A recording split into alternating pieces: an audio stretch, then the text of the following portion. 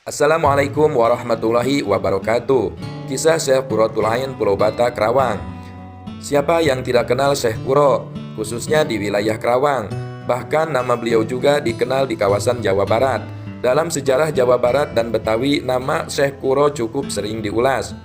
Bagi orang Cirebon, Indramayu, dan juga Banten, nama Syekh Qurra juga cukup mendapat perhatian karena sepak terjang dakwahnya yang dapat dikatakan sukses besar.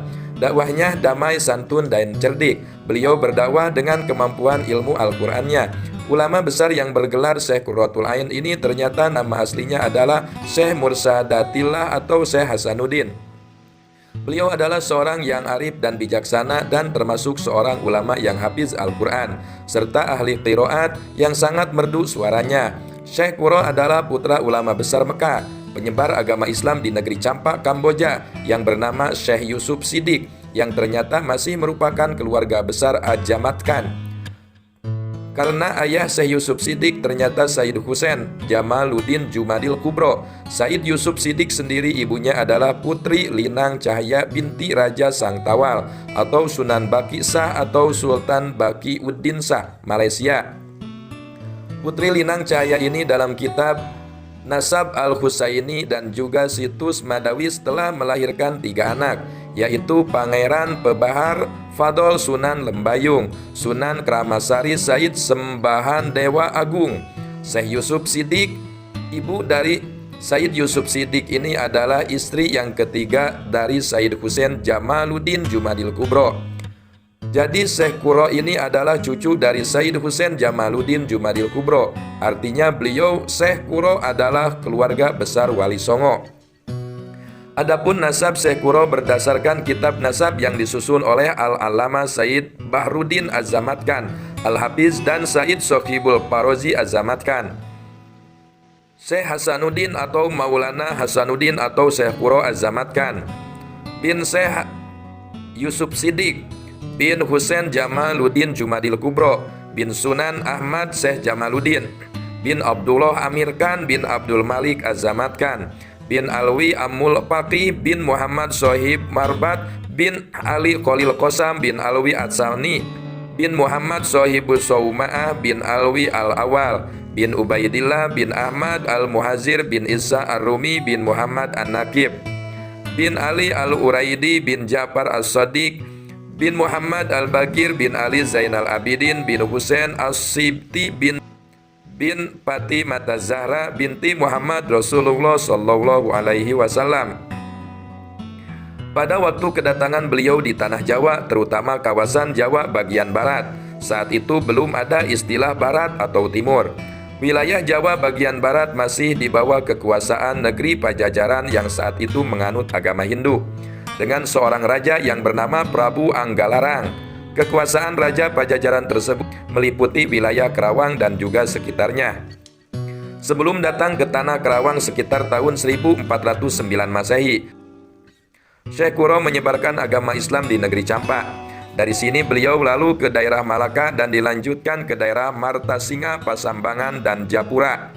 Akhirnya sampai ke pelabuhan Muara Jati, Cirebon. Di sini beliau disambut dengan baik oleh Ki Gendeng Tapa atau Ki Gendeng Jumajan Jati yang masih keturunan Prabu Westu Kencana, dan juga oleh masyarakat sekitar. Mereka sangat tertarik dengan ajaran yang disampaikan oleh Syekh Qurra yang disebut ajaran agama Islam. Kedatangan awal Syekh Qurra tentu tidak mengherankan jika ditinjau dari sisi ilmu nasab dan sejarah, karena sebelum kedatangan beliau, keluarga besar Azamat Khan atau Wali Songo sudah periode awal sudah mulai bergerak. Dimulai dari Said Husain Jamaluddin, kemudian anak-anaknya dan dilanjutkan dengan keturunannya. Jika ditinjau dari nasab dan periodisasi Wali Songo, beliau ini satu angkatan dengan Maulana Malik Ibrahim dan Wali Songo angkatan pertama. Sayangnya memang dibandingkan dengan Wali Songo yang lain, sosok beliau ini jarang dikaji dalam bentuk tulisan sejarah atau ilmiah. Padahal jasa beliau dalam menyebarkan agama Islam itu sangat besar. Jasa beliau ini tidak boleh dianggap kecil, karena beliau inilah yang merupakan pelopor penyebar agama Islam di Jawa Barat sebelum eranya Sunan Gunung Jati. Sebelum kedatangan Syekh Kuro, dapat dikatakan penyebaran Islam belum sporadis. Namun sejak kedatangan Syekh Kuro ini, Islam mulai mendapatkan tempat di hati rakyat. Namun demikian, penyebaran agama Islam yang disampaikan oleh Syekh Kuro di tanah Jawa bagian barat ini merupakan sangat mencemaskan Raja Pajajaran Prabu Anggalaran. Sehingga pada waktu itu penyebaran agama Islam dengan titanya harus segera dihentikan. Perintah dari Raja Pajajaran tersebut dipatuhi oleh Syekh Kuro yang memang pendekatan dakwahnya sangat persuasif. Namun kepada utusan dari Raja Pajajaran yang mendatangi Syekh Kuro mengingatkan kepada utusan tersebut untuk kemudian disampaikan kepada Raja Pajajaran. Meskipun ajaran agama Islam dihentikan, namun penyebarannya kelak akan meluas hebat, dan justru dari keturunan Prabu Anggalarang nanti akan ada yang menjadi seorang waliullah. Beberapa saat kemudian beliau pamit pada Ki Gendeng Tapa untuk kembali ke negeri Campa. Di waktu itu pula Ki Gendeng Tapa menitipkan putrinya yang bernama Nyimas Subanglarang untuk ikut dan berguru kepada Syekh Kuro. Tak lama kemudian Syekh Kuro datang kembali ke negeri Pajajaran, kembali beserta rombongannya dan para santrinya dengan menggunakan perahu dagang. Sebagian ahli sejarah mengatakan beliau ikut bersama rombongan Titian Muhibah Laksamana Cheng-ho. Dalam rombongan yang bersama beliau diantaranya adalah Nyimas Subanglarang, Syekh Abdurrahman, Syekh Maulana Mazkur, dan Syekh Abdillah Bargom. Setelah rombongan Syekh Kuro melewati Laut Jawa dan Sunda Kelapa dan masuk Kali Citarum, yang waktu itu di kali tersebut ramai dipakai keluar masuk para pedagang ke Pajajaran. Akhirnya rombongan beliau singgah di Pelabuhan Kerawang. Dalam buku sejarah Jawa Barat tahun 1997, Syekh Kuro masuk Kerawang sekitar 1416 Masehi. Syekh Kuro masuk bersama rombongan besar Titian Muhibah Laksamana Cheng-ho. Armada Cheng-ho sendiri berangkat atas perintah Kaisar Cheng Tu atau Kaisar Yunglo, Kaisar dinasti Ming yang ketiga. Armada laut itu berjumlah 63 kapal dengan prajurit lautnya sebanyak 27.800 orang termasuk Syekh Kuro dan rombongannya. Oleh karena Syekh Kuro atau Maulana Hasanuddin atau Syekh Hasanuddin bermaksud menyebarkan agama Islam, Laksamana Cheng-ho mengizinkan, apalagi Cheng-ho dan Syekh Kuro sama-sama Ahlul Bait. Dalam pelayarannya menuju Majapahit, armada Cheng-ho singgah di sebuah daerah yang bernama Pura. Nah, saat di Pura inilah rombongan besar Syekh Kuro turun, sedangkan armada Cheng-ho menuju Muara Jati Cirebon dan beristirahat seminggu lamanya untuk kemudian melanjutkan perjalanan ke Jawa Timur. Syekh Hasanuddin tinggal beberapa lama di Pura Kerawang di bawah kegiatan pemerintahan dan kewenangan jabatan dalam, masih bawahan Pajajaran. Karena rombongan Syekh Kuro tersebut sangat menjunjung tinggi peraturan kota pelabuhan, aparat setempat sangat menghormati dan memberikan izin untuk mendirikan musola pada tahun 1418 Masehi sebagai sarana ibadah sekaligus tempat tinggal mereka.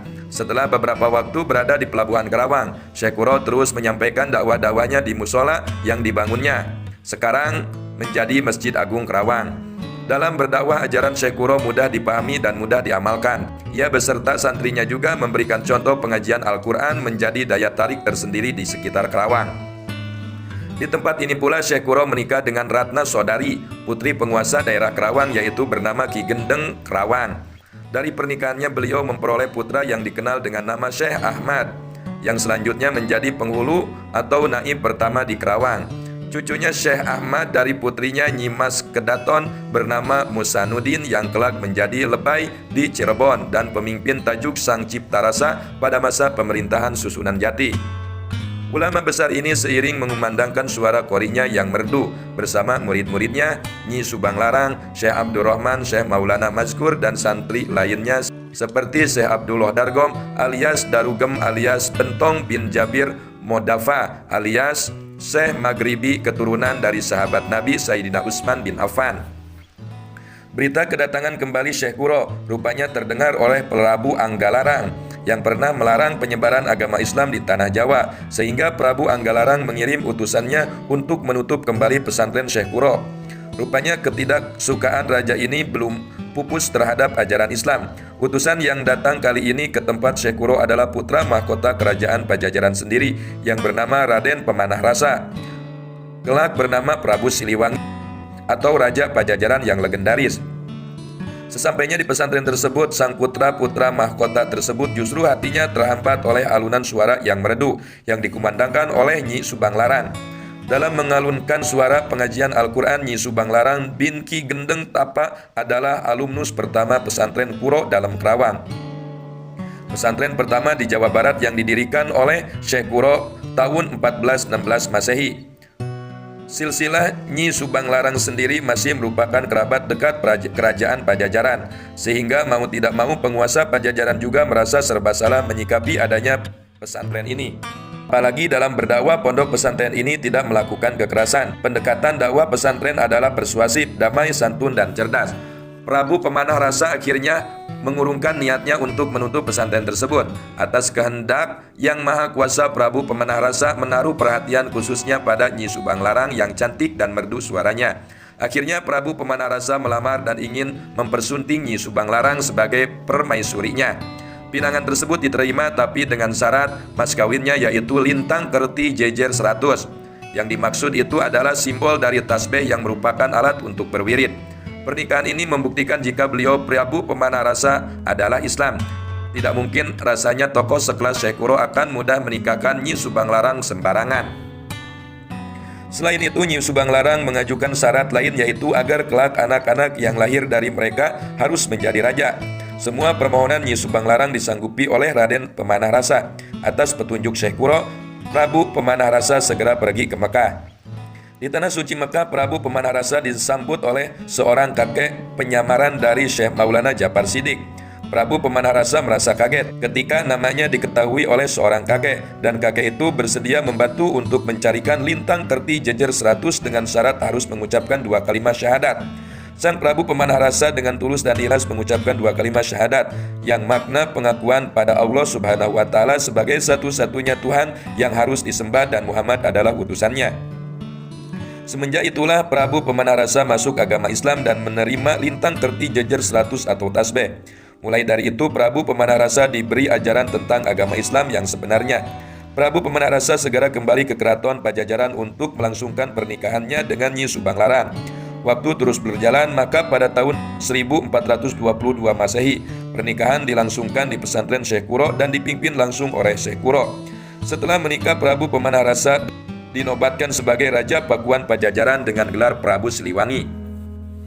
Hasil dari pernikahan tersebut mereka dikaruniai 3 anak, yaitu Raden Walang Sungsang 1423 Masehi, 2 Nyimas Rarasantang 1426 Masehi, 3 Raja Sangara 1428 Masehi. Setelah melewati usia remaja, Raden Walang Sungsang bersama adiknya Nyimas Rarasantang pergi meninggalkan Pakuan Pajajaran dan mendapat bimbingan dari ulama besar Syekh Nurjati Azmatkan di perguruan Islam Gunung Jati, Cirebon. Setelah kakak beradik menunaikan ibadah haji, maka Raden Walang Sungsang menjadi Pangeran Cakrabuana dengan sebutan Mbah Kuwu Sangkan, dengan beristikan Nyimas Endang Gelis Putri Pandita Ajar Sakti Danuwarsi. Sedangkan Nyimas Rarasantang waktu itu pergi naik ke haji ke Mekah diperistri oleh Abdullah Umdatuddin. Ada yang mengatakan Sultan Mesir. Kemungkinan besar Mesir adalah tempat belajar atau transit dakwah Sayyid Abdullah Umdatuddin, karena pada era itu tidak ada nama Syarif Abdullah dalam peta pemimpin Mesir. Sedangkan Raja Sangara menyebarkan agama Islam di Tatar Selatan dengan sebutan Prabu Kian Santang atau Sunan Rohmat, yang wafat dan dimakamkan di Godok Suci Garut. Nyimas Rarasantang setelah menikah dengan Said Abdullah Umdatuddin atau Sultan Campa atau Maulana Hud, namanya diganti menjadi Saripah Mudaim. Dari hasil pernikahannya dikaruniai 2 orang putra, masing-masing bernama Syarif Hidayatullah dan Syarif Nurullah. Abdullah Umdatuddin sendiri memiliki beberapa istri, salah satunya adalah Syarifah Zainab atau Putri Campa binti Ibrahim Jainuddin Al-Akbar Asmorokondi. Dari Syarifah Zainab lahir Raden Patah Azmatkan atau Sultan Demak I. Artinya antara Sunan Gunung Jati atau Syarif Hidayatullah adalah satu bapak beda ibu. Adapun anak ketiga dari Prabu Siliwangi yang bernama Raja Sengera kelak bernama Kian Santang, yang salah satu keturunannya adalah Kiai Haji Abdullah bin Nuh, ulama besar Indonesia. Kian Santang mengikuti jejak kakak-kakaknya untuk menjadi pendakwah. Namanya menjadi legenda di bumi Jawa Barat. Kisahnya cukup banyak, baik itu fakta maupun mitos. Kian Santang harus bergerak ke arah Jawa Barat untuk mengislamkan penduduk-penduduk yang masih beragama Hindu. Ayahnya sendiri, yaitu Prabu Pemanarasa atau Prabu Siliwangi, masih sering menjadi perdebatan tentang agamanya yang dianut. Apakah ia Islam atau Hindu? Memang pasca pernikahan beliau dengan Nyi Subang Larang, Prabu Siliwangi kembali ke kerajaannya di mana kondisinya sangat Hindu sentris, sehingga keberadaan beliau bisa saja dipengaruhi kembali ajaran lamanya. Apalagi intrik-intrik dalam kerajaan sangat kuat. Istri dan anak-anak Prabu Siliwangi sendiri cukup banyak dan rata-rata agama mereka adalah Hindu, sehingga boleh jadi mereka juga bisa memberikan pengaruh besar pada keimanan beliau. Sebaliknya, ketiga anaknya yang lahir dari Nyi Mas Subang Larang terselamatkan akidahnya karena berada pada pendidikan sang ibu yang merupakan jebolan pertama pesantren Syekh Kuro. Ketiga anak beliau dari Nyi Subang Larang ini rupanya tidak kerasan di keraton Pejajaran dan mereka lebih memilih hidup dengan ibu dan santri-santri pesantren Kuro. Nah, inilah kisah singkat Syekh Quratul Ain Pulau Bata. Kurang dan lebihnya mohon maaf. Wassalamualaikum warahmatullahi wabarakatuh.